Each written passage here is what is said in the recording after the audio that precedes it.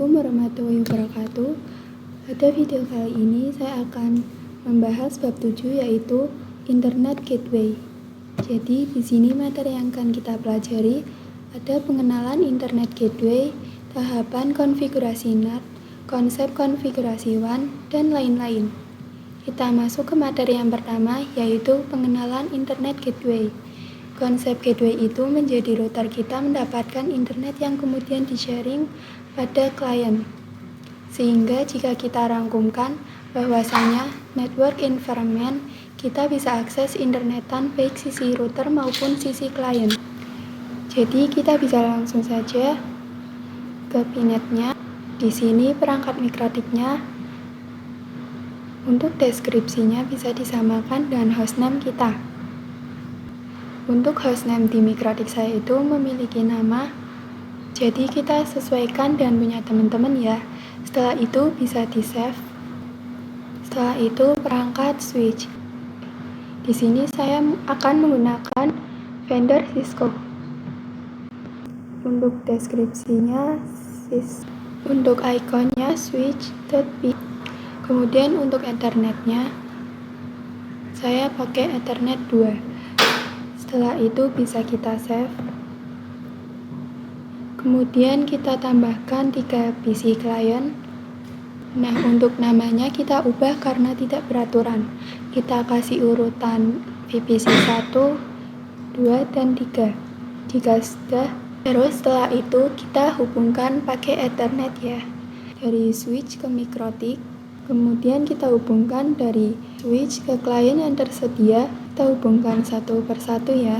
Oke, untuk saat ini kita sudah berhasil mempersiapkan topologi. Kita lanjut ke materi yang kedua yaitu tahapan konfigurasi NAT. Konfigurasi Internet Gateway pada router mikrotik kita. Kita perlu mengetahui tahapan apa saja sih yang dibutuhkan dalam konfigurasi Internet Gateway di mikrotik kita. Lalu kita perlu mengetahui tahapan-tahapan yang perlu dilakukan dalam mempraktekkan konfigurasi tersebut. Jadi kita akan menggunakan topologi ini. Nah, konfigurasi gateway memiliki beberapa tahapan yang perlu kita lakukan.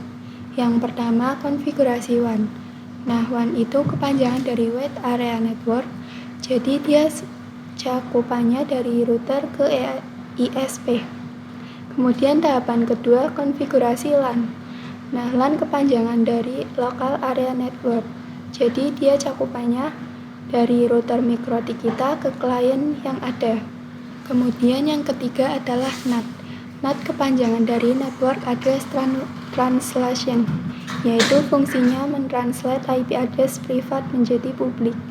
Jadi di WAN ini kita akan konfigurasi DHCP klien. Dan untuk konfigurasi LAN kita fokuskan yaitu dari koneksi router ke klien yang ada ya teman-teman. Jadi nantinya kita akan konfigurasi IP address, kemudian juga akan konfigurasi yang namanya DHCP server. Dan untuk konfigurasi NAT, nantinya kita akan melakukan pemilihan chain, lalu pemilihan out interface juga. Dan yang selanjutnya kita akan melakukan pemilihan action pada konfigurasi NAT. Jadi ini tahapan-tahapan yang ada pada konfigurasi Internet Gateway di internet kita. Kita lanjut ke materi yang ketiga yaitu konsep konfigurasi WAN. Pada materi sebelumnya kita sudah membahas tahapan konfigurasi internet pada router kita, yaitu ada WAN, LAN, dan NAT. Pada materi kali ini kita akan membahas WAN. Nah, apa sih yang dimaksud WAN itu? WAN merupakan Wide Area Network, yaitu koneksi antara router mikrotik dengan ISP penyedia internet. Untuk konfigurasi WAN terdapat 2 cara metode yang bisa dilakukan.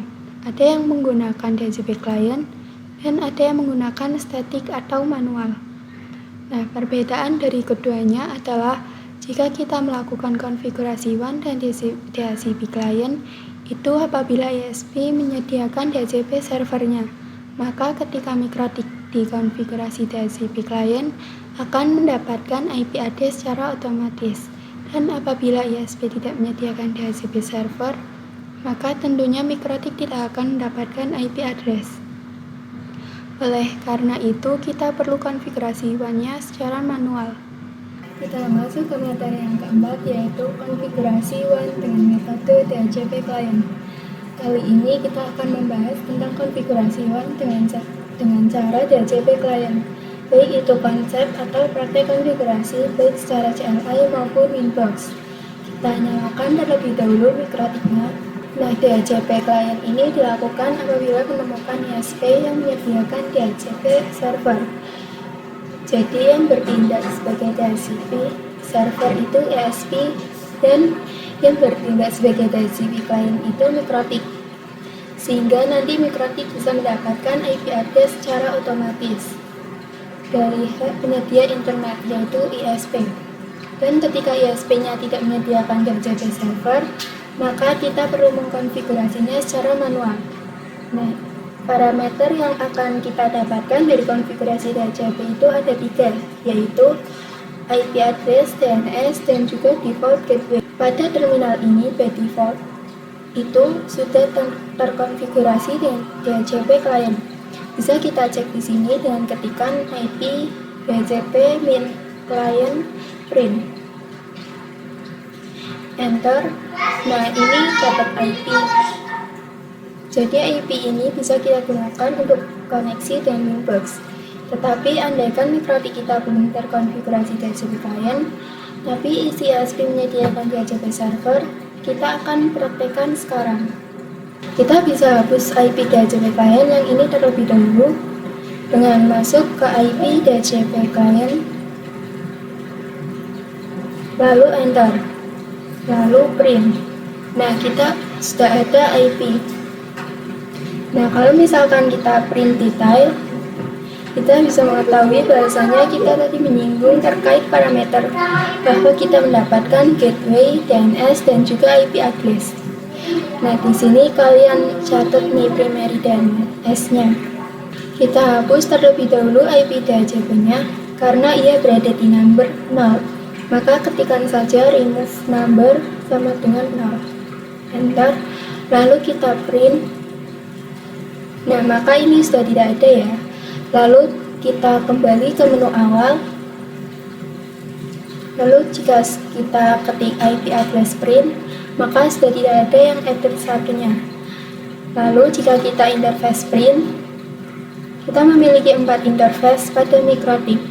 Nah, di sini kita fokuskan konfigurasi DHCP client pada header 1 yang mengarah ke ISP. Kita bisa ketikkan perintah IP DHCP client add interface sama dengan 1. Lalu disable sama dengan no. Untuk mengkonfigurasinya, lalu enter. Dan jika kita IP address print, maka untuk header 1 sudah mendapatkan IP DHCP client. Untuk detailnya bisa cek dengan IP DHCP client print detail. Nah, kita mendapatkan parameter gateway, lalu DNS, dan juga IP address. Jadi ini merupakan konfigurasi DHCP client secara CLI. Langkah selanjutnya kita konfigurasi menggunakan Winbox. Untuk menu DHCP client, kalian bisa klik IP, lalu DHCP client, dan ini adalah IP address yang kita dapatkan dari konfigurasi secara CLI. Di sini kita coba hapus dulu, lalu klik tanda plus. Interface-nya pilih yang mengarah ke ISP, yaitu header 1. Dan DNS-nya kita checklist, itu juga dengan NTP, lalu apply. Dan nantinya dia akan mendapatkan parameter gateway-nya, DHCP server, dan juga IP address-nya. Lalu OK. Dan ini cara bagaimana konfigurasi WAN dan DHCP client. Simbolnya, ketika kita konfigurasikan dengan cara DHCP client, maka yang akan kita dapatkan IP address lalu DNS, yang artinya kita bisa ping 888. Kita lanjut ke materi yang kelima, yaitu konfigurasi WAN dengan metode manual. Kita akan membahas konfigurasi WAN dengan cara manual. Ketika kita konfigurasi secara manual, syaratnya ISP tidak menyediakan DHCP server. Di sini bisa menggunakan dua cara, yaitu terminal atau menggunakan Winbox. Kita coba menggunakan terminal terlebih dahulu. Kita bisa lihat IP address print, kita hapus yang header 1, masuk ke IP DHCP client, terus kita print. Dia berada di number, kita bisa hapus IP at dynamic tersebut dengan perintah remove number. Kita print. Di sini tidak ada IP DHCP client-nya. Kita ke menu awal. Kita cek gateway-nya. Ini sudah tidak ada yang 000. Sekarang kita cek DNS-nya. Di sini juga tidak ada. Kita akan konfigurasi WAN dengan cara statik atau manual. Jadi praktek ini dilakukan apabila kita menemui ISP yang tidak menyediakan DHCP server. Jadi kita konfigurasi IP add, gateway, dan DNS secara manual. Kita ketikkan IP DHCP client print. Kita tambahkan IP add dengan perintah IP address add, address sama dengan IP address-nya. Interface sama dengan header 1, lalu enter. Kita bisa lakukan IP address print, maka sudah terisi header 1 dengan IP add. Kita pastikan bisa ping ke IP ISP-nya. Selanjutnya konfigurasi default gateway. Kita bisa cek dulu IP route print. Tidak ada ya. Kita bisa tambahkan IP route add gateway. Kita lakukan IP route print. Di sini sudah ada ya. Kita bisa coba ping 888. Ini sudah berhasil. Kita lanjut ke konfigurasi DNS. Kita bisa lihat IP DNS print. Nah, ini belum ada. Kita tambahkan secara manual, yaitu IP DNS set server sama dengan 8.8.8.8. Kita bisa lakukan lagi IP DNS print. Di sini sudah ada. Kita coba ping google.com. Nah, di sini sudah bisa. Cara konfigurasi secara Winbox, kita pergi ke pertama dulu, yaitu IP address. Di sini yang header 1 kita hapus terlebih dahulu. Klik tanda min, lalu bisa klik tanda plus. Kita definisikan seperti di CLI. Pilih yang header 1, apply, lalu OK. Selanjutnya yang default gateway. Kita pergi ke IP, routers. Yang as ini adalah yang sudah kita konfigurasi di CLI tadi. Untuk konfigurasi bisa kita klik plus untuk DST add. Kita biarkan 000. Di bagian gateway isi IP gateway ISP tadi. Type-nya Unicast, lalu apply OK. Di sini sudah dapat as aktif static. Yang terakhir DNS. Kalian bisa ke menu IP DNS. Di sini sudah terisi 888, yang lainnya biarkan default. Lalu apply dan OK.